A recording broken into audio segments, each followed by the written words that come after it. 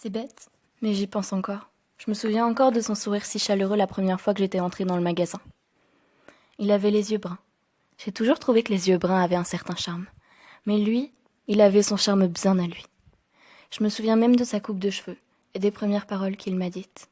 « Bonjour madame ». Bien que j'aurais préféré un mademoiselle, il avait quand même réussi à me faire décocher un sourire. Je l'admire, si vous saviez. Il a la patience d'un psy et la compassion d'une infirmière. Il m'inspire. Ce n'est sans doute pas le fait qu'il travaille dans une supérette, mais ses actes prouvent la bonté de son âme, et je trouve cela admirable.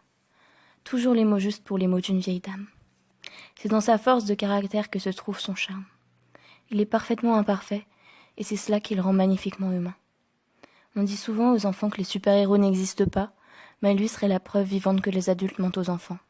Ils existent, ou du moins il existe, et il travaille à Carrefour.